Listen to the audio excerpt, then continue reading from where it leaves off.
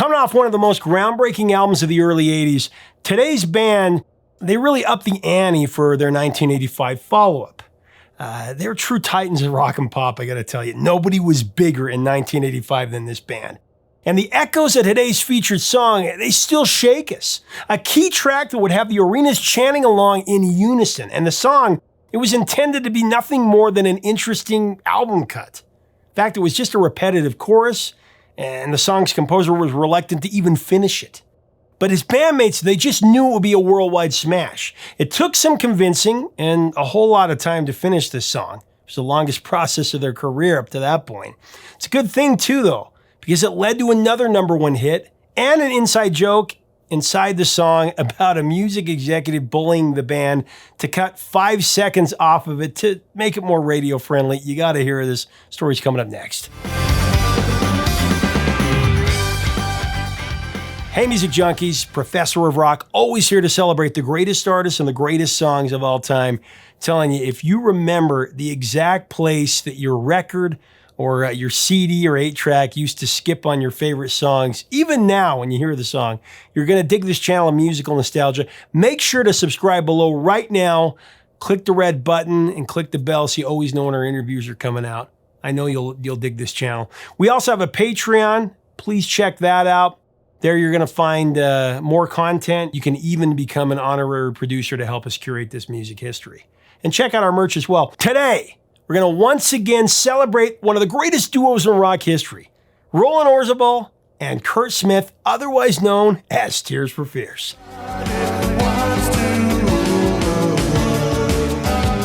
We're also going to take a look at their talented supporting cast on this record and give you an inside look into some of the songs from this amazing album. I think this is what the Beatles would have sounded like with synths. These guys were truly special. Today we're going back to songs from the Big Chair. We're going to cover TFF's anthemic protest piece, Shout. Shout, shout, let it all out. But before there was songs from the Big Chair, there was Tears for Fears' debut, The Hurting, one of the best records ever. The Masterful album was released on March 7th of '83, and it featured a trio of angst-ridden singles. There was Mad World, Pell Shelter, and Change. Truly a remarkable record.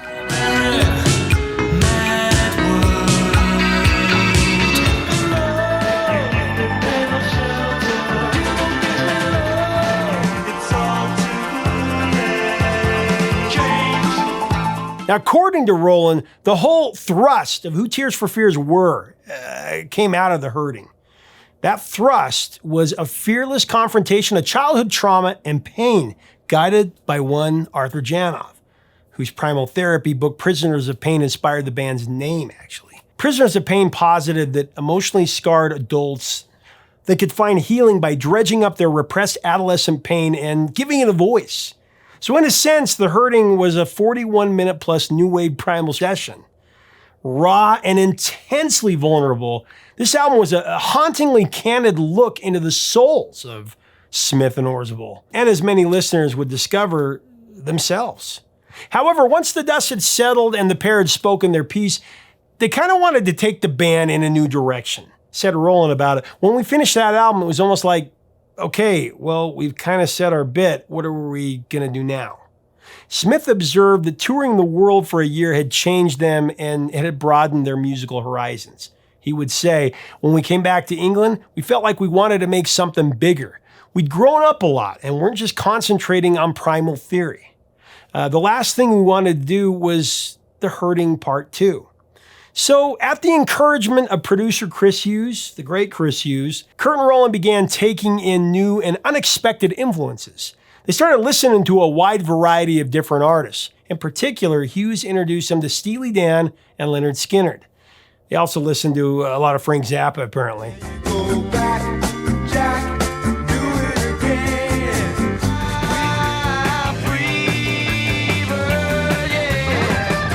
As a result, songs from the Big Chair unconsciously, it skewed American, which was the only major English market The Hurting hadn't really broken into.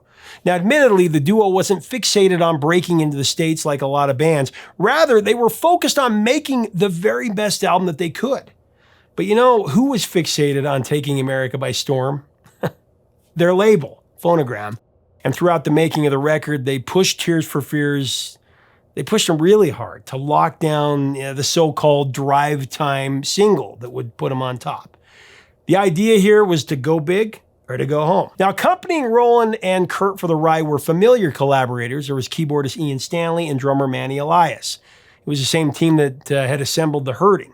Only this time around, Roland would say that Song from the Big Chair was an incredibly difficult album to make. I mean, that's not so surprising considering the pressure that their label was putting on top of them. Said Roland about it, we were working every day, 7 days a week, and mainly at Abbey Road's penthouse studio. We would be working until 2 in the morning. We would be doing vocals over and over and over again. I mean, I remember Curt being in tears in the toilet. There was this new kind of ambition around the band. It was like, no, you're not going to be so introspective anymore. They didn't know Tears for Fears very well. These are the things I can do without. Somehow, the guys powered through it, though, and as a result, Big Chair, it became a welcome blend of the synthetic and the organic, featuring the use of big guitars. In the end, it became a massively popular combination of complicated arrangements and, thought-provoking lyrics. One of the best albums of all time, just no question about it. Put together, the album's 8 songs averaged nearly 5.5 minutes apiece, which just goes to show that securing radio airplay wasn't the band's top priority, even if the label was pushing them. Even so, ruling the airwaves, that wouldn't be a problem for these guys. Between the US and the UK, Tears for Fears released 5 successful singles from songs from the Big Chair. Everybody Wants to Rule the World, Head Over Heels, I Believe, of course, Mother's Talk, and today's featured track, Shout.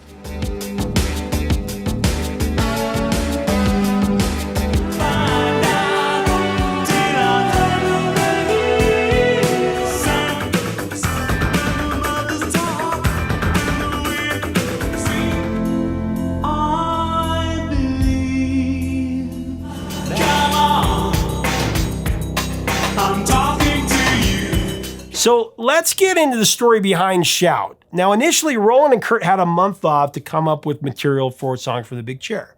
And as Roland tells it, he had a Linn drum machine and a Prophet 5 synthesizer that was set up in his dining room. One day, he was just, as he says, mucking about with a rhythm, and inspiration struck.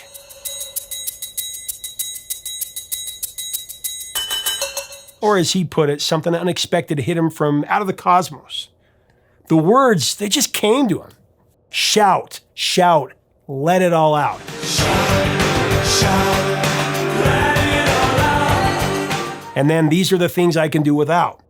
Now, Roland described it as truly therapeutic. Come on. And so from there, he just continued to sing the words over and over and over again. Picking up the story, Orzabal said, Ian Stanley came down and I played him just the chorus, because that's really all I had at the time. And it was like a mantra thing, which I thought would go over and over again without any verse or anything else. And he goes, that's great, that's great. That will be a hit around the world. Shout, shout, let it all out. Roland thought, though, that Ian had to be joking. All he had was this repetitive chorus. He had no intention of adding any verses to it at the time, actually. Maybe he could turn it into a decent album track at best. However, later he played it for Chris Hughes, and you know what? Chris said the same thing that Ian said. The song, when it was finished, it would be a worldwide smash. So Roland was convinced to keep playing with it, keep fleshing it out, and actually everyone thought it would be a simple track to finish. I mean, it had come so quickly. However, completing it, that would prove to be a more complex arrangement than any of them had imagined, and it would take months to record.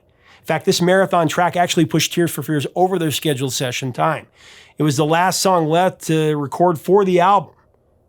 Or so they thought. These are the things I can do without. Now, as we continue to break down the song, I do want to thank our sponsor, Zenni Eyewear, the glasses I wear all the time.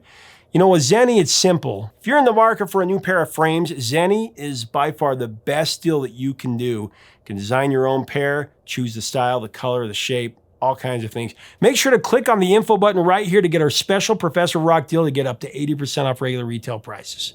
I'm talking to you. Come on. Now, in the process of trying to nail down Shout, Orzabal began playing 2 simple chords on his acoustic guitar.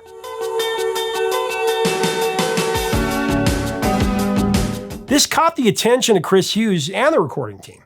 Hughes heard the raw potential in what Orzabal was playing, and he encouraged him to write lyrics around this. He said, that's cool. So Roland, he did it. He called it Everybody Wants to Go to War. That later became Everybody Wants to Rule the World.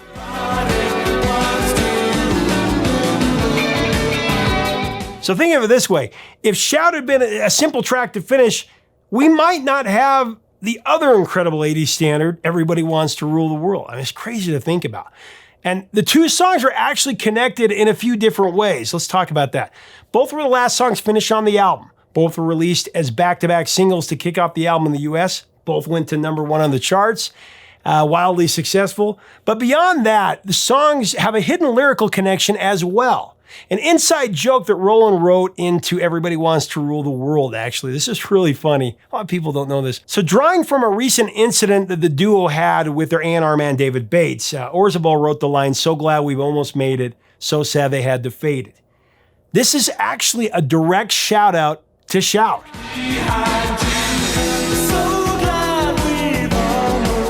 This line references an argument that Roland and Curt had with Bates about editing down the length of Shout by 5 seconds. Apparently, to make the song fit for radio play, David Bates wanted them to cut 5 seconds off of the single version, because otherwise, as he said, it would be too long. I mean, what kind of sense does that make? 5 seconds would make a difference. Orzabal and Smith thought the whole thing was just asinine. Said Curt, 5 seconds? You're really telling me it won't be a hit unless we take 5 seconds off of it? It was that stupid. We said, why can't the radio stations just fade it earlier? It was a total power play. Hence the line, so sad they had to fade it.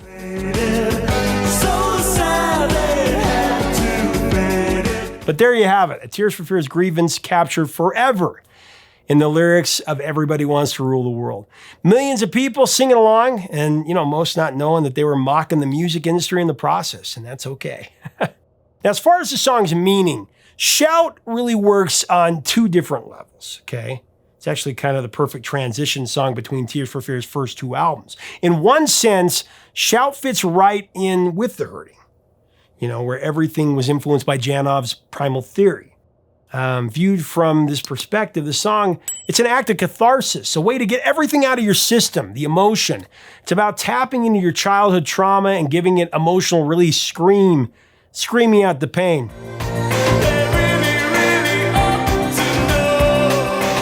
Said Roland about it, all it is expressing the things that disturb you, generally things that are overwhelming in the present. They have something to do with what has occurred in the past. And basically, it's expressing itself and resolving it.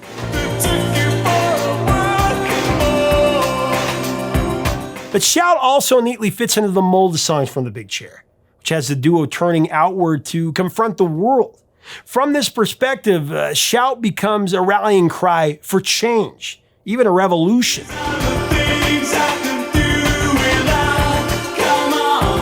All of a sudden, those things that we can do without take the form of all the injustices and all the ills that are happening around us. And in this sense, Shout is very much a protest song. Need it more now than ever.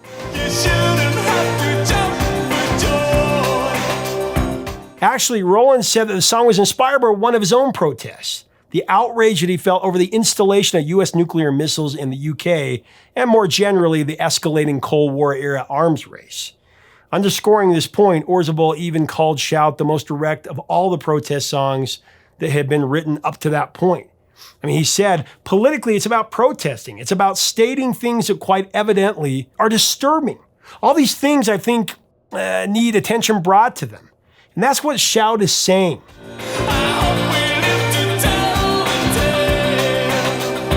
Curt called Shout an obvious stadium song, recalling, we consciously started with a chorus. It's kind of a sing-along, a protest song like Give Peace a Chance or Hey Jude.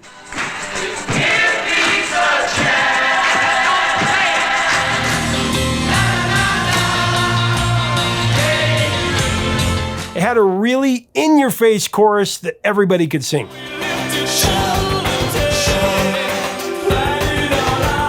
Now, speaking of the Beatles, if you've watched the music video for Shout and then the promo for Hey Jude, maybe you've noticed that there are definitely some similarities there. Watching Roland and Curt in the studio with the full band performing in a crowd of family and friends, it's hard not to see these parallels.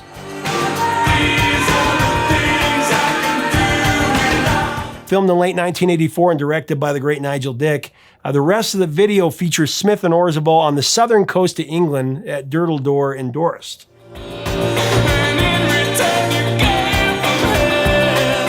It's just an absolutely stunning setting. An isolated cliffside and beach, just the kind of place you would want to go if you wanted to, let it all out.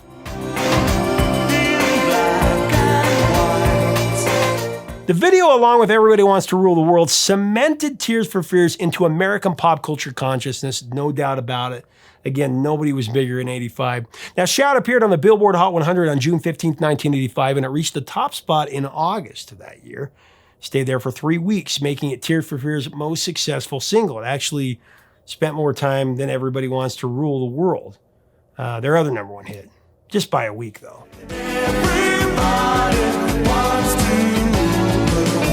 It also went to number 6 on the Top Rock Tracks chart. It went to number 1 on the Hot Dance Club chart and number 1 on the Cashbox chart. A true triple threat. Internationally, Shout was a worldwide sensation. It reached number 6 in Austria, number 5 in Ireland, also Norway, number 4 in the UK, and number 2 in South Africa and Italy. It went to number 1 in Germany, Australia, New Zealand, the Netherlands, Belgium, Switzerland, and Canada. Now, not surprisingly, in the new millennium, Shout has been streamed more than 500 million times on YouTube and Spotify. Actually makes it Tears for Fears' second most streamed song behind Everybody Wants to Rule the World. But in terms of pop culture, Shout has appeared in several movies and TV shows. There was Ugly Betty, Cold Case, Perception, Everybody Hates Chris, The Gold, The Circle, Dark, Medium, Teen Wolf the series, Black Monday, and Psych, just to name a few. In fact, Curt Smith makes some appearances on Psych. It's very cool. These are the things I can do without. Shout, let it It's also been covered by Duncan Sheik, shout for joy, let it all out. Bare Naked Ladies, Disturbed,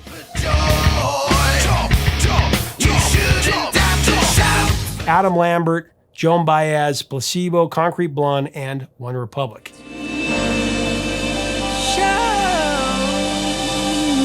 Like I said, Tears for Fears were titans of pop music in the 80s. Nobody was bigger in that time, commercially and artistically. Songs from the Big Chair, it's one of the key albums of the era and an unquestioned masterpiece, like I said before. It's just one of the best albums ever. It went on to sell 5 million copies in the US alone, more than 10 million copies worldwide. I mean, this thing was a monster. But admittedly, Curt would say that no one thought they'd be selling that many records. He himself didn't have a clue how many records they'd sell. Summing up all their efforts, Smith said, "We're the kind of people who try and make the best album we can at the time. The rest either happens or it doesn't." I mean, you gotta love that humility.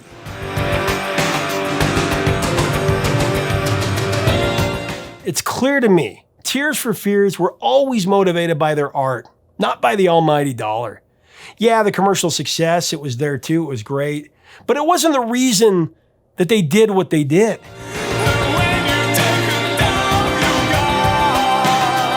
The duo followed up Shout in the US with my favorite Tears for Fears track. We covered it a few months ago, Head Over Heels. That went to number 3 on the Billboard Hot 100.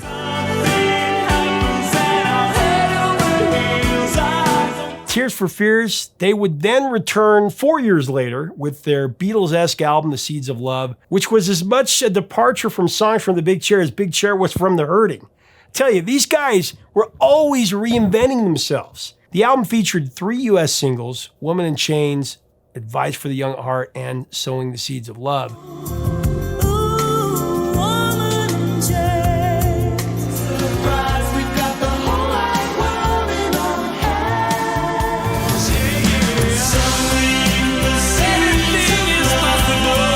Sowing the Seeds of Love, it raised the bar for everybody around them. In my opinion, the song absolutely rose to the level of the pocket symphony that the Beach Boys and the Beatles fought for and achieved so well in the 60s.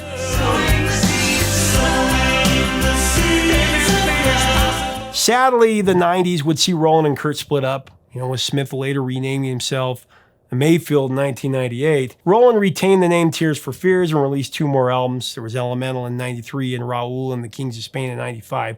But you know, those are stories for another day. Let me know in the comments if you'd like me to cover any of those songs.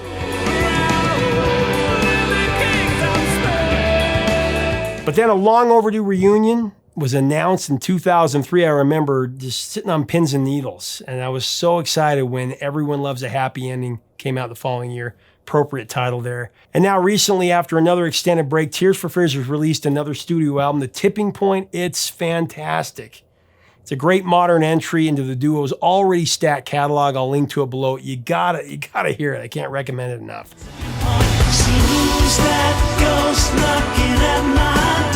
So let's get this straight right now. To me, the magical 80s trifecta of The Hurting, Songs from the Big Chair, and The Seeds of Love, they're in a league of their own. And the class of the 80s, 1,000 years from now, we're still going to be talking about these records, especially Shout.